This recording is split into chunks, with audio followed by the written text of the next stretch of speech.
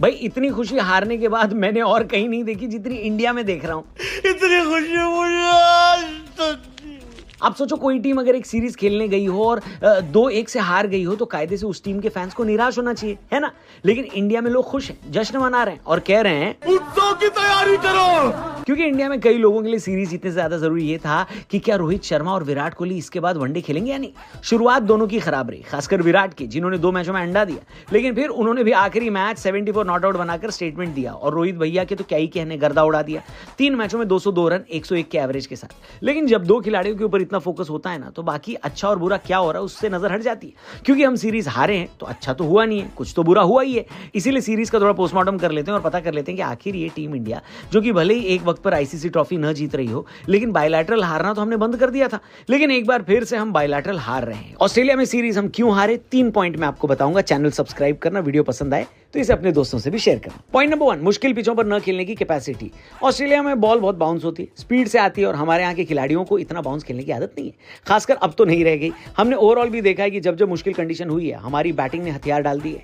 ये बात आपने पिछले साल जब न्यूजीलैंड इंडिया आई थी और मुश्किल स्पिन पिचें बनाई गई थी तो हमारे बल्लेबाजों ने सरेंडर कर दिया था और हम क्लीन स्वीप हो गए थे।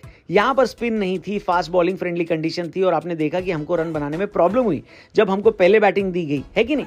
अब दिक्कत यह है कि वर्ल्ड कप 2027 में भी हमको इसी तरीके से कंडीशन मिलने वाली है, बल्कि साउथ अफ्रीका तो शायद इससे भी मुश्किल हो। तो फिर अगर हम यहां पर ऐसा खेल रहे हैं तो ओवरहॉल की जरूरत तो है, बहुत प्रैक्टिस की जरूरत पड़ेगी। और भैया कोई ये ना बोले कि इंडिया ट्रांजिशन फेज में, हमारी यंग टीम थी इसलिए हम नहीं जीत पाए, क्योंकि एक्सपेरिमेंट तो ऑस्ट्रेलिया ने भी किए, उनकी भी यंग टीम थी और उनके सबसे बेहतरीन खिलाड़ी पैट कमिंस तो खेले भी नहीं। एनीवे, दूसरे पॉइंट पे आते, जरूरत से ज्यादा ऑलराउंडर ठूंस लेना।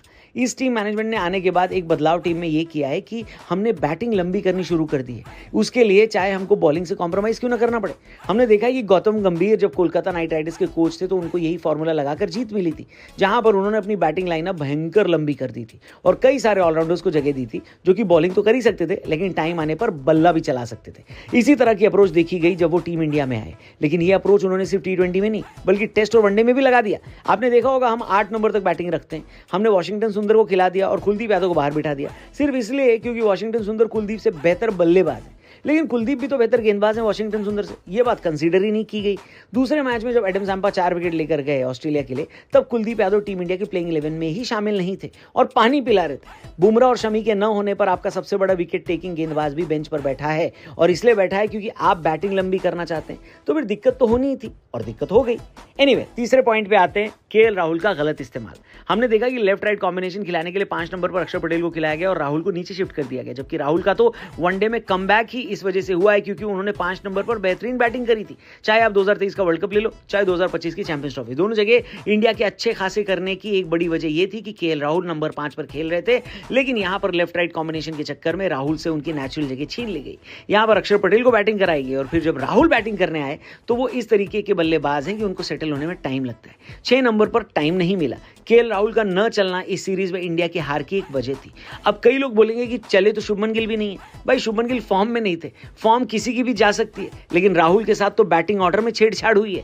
खैर, अगर आपको लगता है कि मैं ठीक बोल रहा हूं तो कमेंट करके बता देना, अगर आपको लगता है कि मैं गलत बोल रहा हूं तो भी कमेंट करके बोल देना है। बाकी इस सीरीज में इंडिया की हार की क्या वजह रही वो भी आप अपनी तरफ से बताना, अगर बताना चाहो तो। और अगर इतना सब बता ही रहे हो तो अपने इंटरनेट बैंकिंग का पासवर्ड भी बता देना। क्या मजाक कर रहा हूं, लास्ट वाला रहने देना। साइबर फ्रॉड हद से ज्यादा हो रहा है, आप इस फ्रॉड के चक्कर में मत पड़ो। आप बस चैनल सब्सक्राइब करो, हमारी कल की वीडियो का इंतजार करो। कल मिलते हैं। Thank you for watching, goodbye, जय हिंद।